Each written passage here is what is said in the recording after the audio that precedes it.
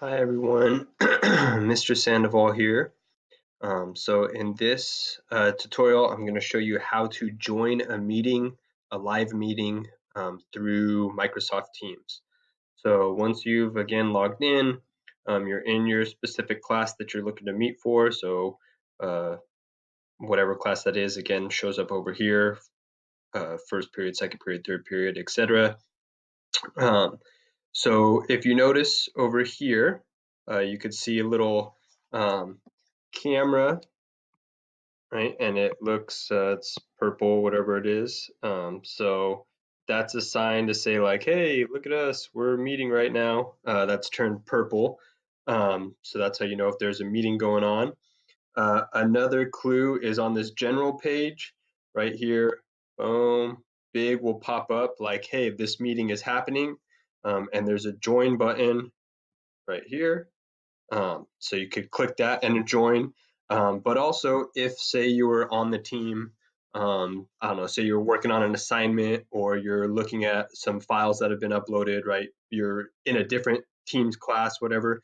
It'll also pop up in this top right corner saying, hey, test meeting for tutorial, right? Or saying first period meeting now, whatever the meeting, it might not even be titled, it might just say, you know, first period is currently meeting. And then on any of those, either down here or over in this top right corner, all you have to do is click join. So let me go ahead and get rid of some of this here before I join our meeting and we get going more. Give me a second to wipe this clean.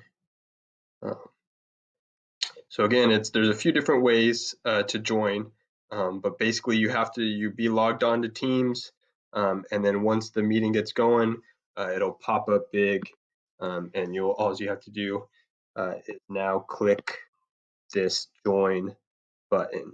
So we're gonna go ahead and join our meeting now. So I'm gonna join, and it loads. Right, so now it loads this screen, and basically what this is showing you is, hey, do you want your video on or off? Do you want to join with your audio on or your mic muted? However, you will have the option to, turn these on and off as you are in the meeting. So it's not like once you pick one, you're stuck doing that one for the whole meeting. So you click join now.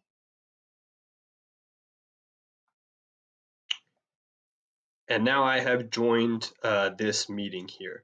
So it's just me and me in this meeting right now, but as more people show up, then on this main screen here, their pictures pop up and it shows them. So a few things, now that you're in this meeting, right? Again, I could turn my camera off and on. So if you notice in this bottom right-hand corner, right, this is my view. So like, this is what I look like to everybody else in the meeting. So I could say, right, like, oh, hey, look at me. You can see my face. I'm looking good, right? Or I could be like, oh, all you see is my shirt, and so I need to adjust the camera, okay? So that's where right, that bottom right-hand corner is you. And then if you notice, once I kind of hover over the middle, this toolbar pops up down here in the middle. And if I click turn camera off, then I go away, right? And that means that now nobody in the meeting can see me. All they see is if you upload a picture of yourself, they'll see just that still picture, or they'll see like these initials here. Then from there, what you can do, right? So that's the camera, turn the camera back on so we can see me. Then from there, you also have the muted mic. So you can mute your mic, and what that does is basically now no one could hear me if I'm talking, right? I'm trying to answer a question, but because my mic is muted, no one in the meeting can hear me. So I unmute, now people could hear me. When I'm done talking, I mute again. So you're going to want to check with your individual teachers, but a typical practice is going to be leaving that mute button on unless you are called upon to speak, because otherwise, if you are unmuted, picks up a lot of background noise. If you have little brother or sister in the background, if you have a dog barking in the background, if, right, my 3-year-old daughter runs in the room banging pots and pans, right? It's going to pick that up. So you want to stay muted unless you are called on to talk, and otherwise you're going to most likely leave that mute button on. Okay. Then a few other options that we have here is, let me just toggle back and forth. Let me go to my teacher view real quick. Right, so I'm here in my teacher view and I see me, right? So this is actually a student, right, in this section. So let me make an attendee because don't worry about that piece there. That's the teacher end. Okay, so, right, so if I'm looking at my options here, okay, here is where I can share my screen. And so again, from the student view, you may or may not have that option, potentially depending on your teacher, depending on your class, depending on the specific day. Maybe you have to present a PowerPoint, so maybe that feature is going to be turned on. But that's where you would go to share your screen, but most likely that'll be toggled off.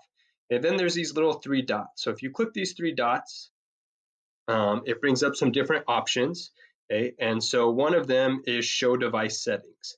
So this is where you're going to want to go if you are having issues with your speaker or your microphone. So say you can't hear anybody, your volume's all the way up, you can't hear anybody. You come here and you're going to mess with these settings, right? So if you're using AirPods, Bluetooth speakers, you might have to play with these settings to get them on the right option so that you could hear. Same thing, the microphone, right? You're going to want to, you might either change it to your headphone microphone or the computer microphone, but you're going to, mess around with that. So those are 2 quick fixes that usually if your sound or mic is not working, it's typically either, your settings over here are incorrect or you're muted. So again, you click the 3 dots and then, hide could hide device settings and that gets rid of it. Okay. Then another important option, which you as students will probably use often, is the raise your hand feature. So if I click this, it's going to raise my hand. See, it says your hand is raised. And so on my teacher end, if I toggle back here, now I'm going back to my teacher end, right? Attendees, I can now see that somebody has their hand raised. Okay, so let's see here.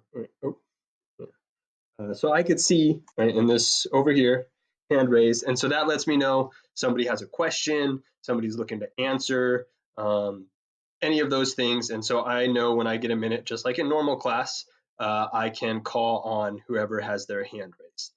And so if you just leave your hand up, right, the teacher will get to you eventually, just like a normal class. So now let me go back to my student view, right? So now I'm back to student, Mr. Sandoval. And so say I get called on, I answer, and now I'm done talking. If you click it again, it lowers the hand. So my hand is no longer raised. So if you notice when I click it, the hand fills with color. So that means that helps tell me like I have my hand raised. And when I'm done or I get my question answered, I unclick it and it goes back to just the outline. And that reminds me that it's just the outline or that the outline reminds me that my hand is down. Okay, this other option here is show conversation. So over here in this show conversation let me get rid of these things, is a chat feature. So again, it might depend on your specific class, your specific teacher. This may or may not be enabled. Some teachers may disable it. But what this is it allows you to type something. Okay, so you could type something, say you have a question, right? And you type it, say, I ask everybody, hey, what's your favorite color? Everybody go ahead and in the chat, send your favorite color. My favorite color, Ms. Samuel's favorite color is blue, okay? And you hit enter and then boom, it posts it, right? And so everybody in the meeting is gonna be able to see this chat.